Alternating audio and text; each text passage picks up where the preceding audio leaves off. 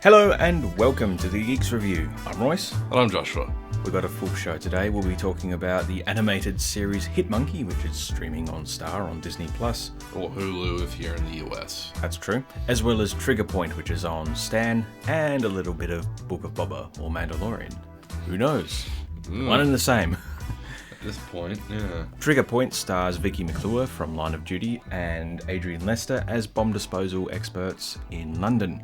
The entire first episode is based around them on the one job. There's false alarms, there's close calls, there's twists and there's turns. The series is airing on Stan and a new episode comes out every single Monday morning at 10 a.m. And the first episode is an unusual one because it takes place entirely on the one job. They're dealing with a car bomb, they're dealing with an explosive device within an apartment, all types of twists and turns, and other recognisable actors in the other episodes. Yeah, it's an odd one, because typically with your first episode of a show, with Hitmonkey, which we'll be talking about in a few minutes' time, I always think like the first episode you pilot needs to give an idea of what your show is going to be like. Yeah. Hitmonkey we'll talk about in a few minutes, sets up all the characters, it sets up the plot, the conflict. Yeah. Basic stuff. A pilot of Doctor Who, which we've had a few of over the years, but you go back to something like Rose, where you meet Rose, she's like a normal human woman, and she meets the Doctor, who's this alien, and there's a greater wide open universe. There's monsters, which is something familiar, like, shop dummies or puddles, With this one, it's all on the job, so I'm just sort of thinking going into episode 2, is this just going to be all the jobs? Are you going to see their personal lives? Because it was sort of at some points, whenever their personal lives did come up, I sort of zoned out a bit. It was the least interesting thing. There is tension now, but you're kind of thinking, oh no, it's not real tension. It's not going to kill the lead actors, are they? Although, there are twists and turns. Yeah, it's apparently written by, and I think directed by, a former explosives expert, so partially based on his real experiences, adds a level of authenticity to it. It's very, quite, I guess, dry. It's not really sexed up. It's very authentic. It's to the point. Which is good. But yeah, it's sort of, is it going to be the next Line of Duty? Is it going to be the next, any great sort of UK cop show that's come out in recent years? Who knows? It might be. But the first episode sort of left a bit of a sour taste in the mouth, especially when it telegraphs a twist which comes at the end of the episode very early on. And it's kind of like, oh, that's going to come into play later. It came into play a lot sooner than I thought it was. Oh, no. Yeah, which is, it's interesting. Trigger Point, that's on Stan. Check it out if you like Vicky McClure. But yeah, it's not Line of Duty. If you go into it expecting that, it's not going to be quite as slick. No, okay. Might be as time goes on, but... Well, it's only the first, season 1 still? Yeah, first 2 episodes have just come out. So, yeah, I reckon it would have time to grow then. I hope so. It's an interesting setup, and the way it's framed and just the scale of it as well, because they're filming, in real London locations. And the start of episode 2 is like, there's a suspected bomb on a bus, and it's a real London street with like a real cordon, extras, 100 metres back, and a real bus there that's, just completely... The scale of it is amazing. Really impressive to see that they can do that now on TV. And it's no dragons, it's no spaceships, but it's still... Hey, sometimes reality is dull, but sometimes it's actually quite interesting. Yeah. Just compared to the other things we're going to be talking about and have talked about on the show. Yeah. It's definitely not a reality I'd want to be in with bombs everywhere. No. Kind of anxiety-provoking. But Hitmonkey... Yes. This is a new animated series on Disney+. It's available to watch through that service. Yeah, or Hulu if you have that service instead. So what's this series about, Josh? This series is an undead buddy cop monkey series. Yeah. The main star, the titular Hitmonkey, is a Japanese macaque. Macaque, isn't it? Macaque. One of the two. Yeah, like the monkeys we have in City Park, yeah. That's been sort of not left... Well, just had his clan wiped out, and he's been spiritually tied with the ghost of the now dead assassin Bryce Schuler. Played by Jason Sudeikis of Ted Lasso fame. Or infamy, depending on how you feel about that series. It's definitely one of those straight man, what the heck is going on series. It doesn't... It's an odd couple situation where you've got the monkey assassin and the ghost of the assassin. And yeah, it's based upon a comic which is relatively new. Like, it only came out in 2010. And from what I'm reading, it's very similar to what we get in the very first episode of the show. Oh yeah, it's very bloody. Yeah, it's extreme. Well, God, I mean, one of the first shots is a Yakuza or something getting his head cut off. Yep. It's all animated. It's all cartoon. It's very stylized. It's not quite anime. And it's probably on the same sort of wavelength as like a lot of animated Disney Marvel shows we've had in recent years. Like the Guardians of the Galaxy and Avengers Assemble or something like that. Yeah, it's got a similar style to them. I think Marvel's trying to stick with a signature style, much like DC has for many years. Yeah, it's it wasn't as stiff as DC stuff. Now you mentioned that. Yeah, that was quite. That did seem to vary. Like, you had one movie where it was like very animated series Batman, and then you had Killing Joke and sort of something else which was more standard. Yeah.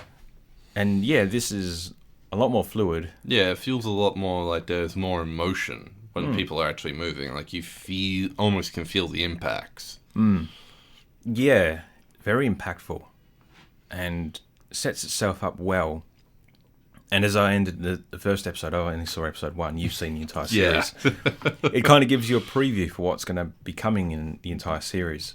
And it continues on sort of with that trend after each episode. Some of them would sort of have like the post-coital of what happened after a big event. A good example would be episode 2, Bright Lights, Big City. Is it Bright Lights, Big City? No, episode 3. Episode 3, where they have to infiltrate a casino. Yeah. That's interesting to see a monkey take everyone for all their yen. It's one of those bizarre premises, you know. I was sort of thinking, is this similar to like Spider-Ham or something? But no, it's very a hyper-intelligent Japanese macaque monkey is just doing this stuff. He becomes the John Wick of the primate world. It is, yeah, basically that. John Wick in simian primate animated form. A lot of references to a larger Marvel universe. One of the episodes you can see one of the characters, Akiko, played by Olivia Munn, reading a Punisher comic. Oh, right, okay. There's no less than 3 appearances of the Silver Samurai. Yeah, it's interesting because I'm, working on a project at the moment, taking a look back at old X-Men stuff, and the Silver Samurai is showing up quite a lot there. Apparently this was going to be part of a larger Marvel universe, but they did away with it and just had this be its own thing. I think that's fine. Yeah, I mean, maybe in the great multiverse that they've introduced now to Marvel stuff, it could be. It's somewhere out there. We could see something like that. I did read that one of his most notable comics, or probably only notable comic, was where he tries to kill Deadpool. Because the monkey's whole deal is that he kills killers. Yeah, after his entire monkey troop was killed by assassins trying to kill the hitman, which had been living with him. Yes. Yeah, that's his whole deal. He's just tracking down assassins, so Deadpool, being a merc, is top of the hit list. And Spider-Man's involved in that. I can't see a movie, but it would be interesting to see if you had Tom Holland and Ryan Reynolds and a monkey. That just sounds like a weird premise, even if it wasn't a Marvel film. Yeah. Just as a comic, it's bizarre. Yeah. I did see as well that a few years ago they announced they were going to be doing a Hitmonkey video game, but it was actually a cover for the Deadpool game they ended up doing. About 10 years ago now. Oh, that has not aged well as a game. No. Yeah, it's one of those ones where it's very much of its time, and before Deadpool really kicked off. I think they might have been better to stick with the Hitmonkey premise. It's something you could probably do now. The fact that they've just made a cartoon based on this obscure character says something. Oh, absolutely. And throw in more obscure characters in the series. I'm still looking into the research, but I'm pretty sure Lady Bullseye is an obscure character. Yeah, I mean, I know who Bullseye is thanks to the Colin Farrell portrayal in the Ben Affleck Daredevil film. And the much better performance from Daredevil Season 3. I haven't seen that yet, but yes, I know he's around. He's a famous character in Lady Bullseye. I was going to say Lady Deathstrike. Yeah. Blech. Different character. Yeah. Lady Bullseye seems to be more into using everyday objects, much like we had seen originally. Yeah, killing an old lady with a peanut did Colin Farrell. Yeah, well, here she's using nails, needles, shards of glass, mirror. Oh, gosh. Yeah. It's wild. It is a wild ride with a star-studded cast and a very... I'm going to say it is actually an intriguing story to see how it sort of develops and twists and turns, because you can see each character actually grows progressively, because you see Akiko, Olivia Munn's character, she starts to slowly kind of unravel because she's in support of the vigilante, because so far as she knows, he's only hunting down Yakuza. Yeah. Then you've got George Takei. Yes, George Takei's in here as Shinji Yokamura. I probably butchered that one. As a Japanese politician going for the prime ministership. Yeah. A lot of intrigue around that character. And it's just intrigue, fun, subterfuge, and a lot of... Sometimes it does shy away from the more graphic stuff. Yeah, it's sort of the suggestion. Yeah. Although I suppose they leave things open for reviews later on where things aren't the case or are the case, you know. Twists and turns and all that lovely stuff. I think the biggest one would have to be the old lady in episode 2. On a meat cutter. Oh, gosh. Yeah, no, not safe for radio. No, not safe for... Well, yeah, it's rated MA. It's Yes. on Disney+. It's quite strange that after the first few years of Disney+, it was very sanitized. It was all Disney stuff, and now we're getting, like, all sorts of things on there. That's why it's going into the star column for Australia. But yeah, that's on Disney+. Each episode, there's 10 episodes a series, and each episode's about 25 to 30 minutes long. So With a projected season 2 coming out, who knows when. yeah, if you're looking for something within the Marvel Universe, it's a bit obscure. I mean, it's tenuously connected to the Marvel Universe. It's Yeah. you know, it's a property, but it's sort of like It doesn't not have that tied big in. MCU opening. When it starts with just like the brief flickering pages of the Marvel logo, I'm like, oh yeah, remember when that used to happen? Yeah. Not this big celebration we have now with Yeah, not this self-congratulatory gesture. Oh, look, you've been here for so long. yeah, all these films you could be watching Yeah. on our streaming service, unless it's Spider-Man. In which case, F you. Pretty much. But speaking of Disney Plus, we're not sponsored. No, we are not. But if Disney want to sponsor City Park Radio, they're more than welcome to. We need the money. The Mandalorian returned, or the Book of Boba Fett. You mean Mandalorian Season 3, Episode 0, right? Yeah, yeah. So Mandalorian was obviously the big thing that made Disney Plus the big streaming service that it was. Absolutely. One of the highest streamed services and shows in Australia upon launch. So bad it actually crashed the service, Wow. making it impossible for people to sign up. I should know. I tried during that period. I waited a few days, I had. But yeah, Mando was so big, and Series 2 was basically all set up for all the shows which are coming out now. I mean, you've gone and got an Ahsoka TV show, which will have Rosario Dawson. You've now got the Book of Boba Fett with Temwa Morrison and Ming-Na Wen. And the first 4 episodes of Book of Boba have been really good, They were. but still missing Mando. And then episode 5 begins, and Mando is back. For a whole episode. Yeah, Pedro Pascal reprises the role, and it continues on from where Series 2 left off. And I quite like this because while I was looking forward to Book of Boba Fett, I was kind of sad that we weren't going to see the immediate payoff to that. I mean, I say immediate, it's just 12, 13 month wait. Yeah.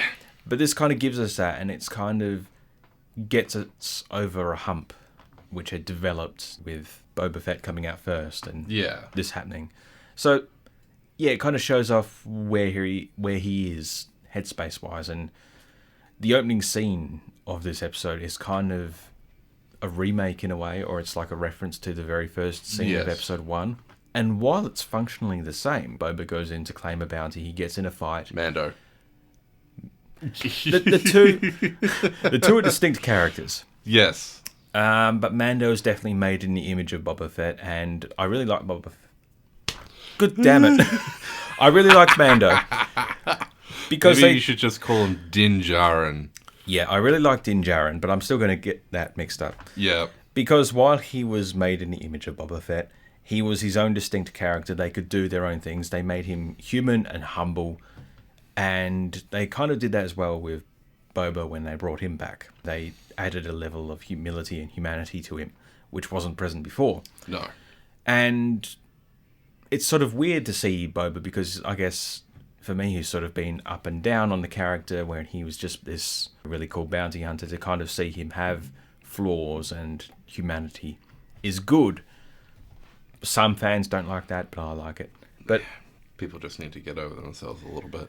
What I was saying, the opening scene to this episode of Book of Boba, episode 5, which is directed by Bryce Dallas Howard. Yes.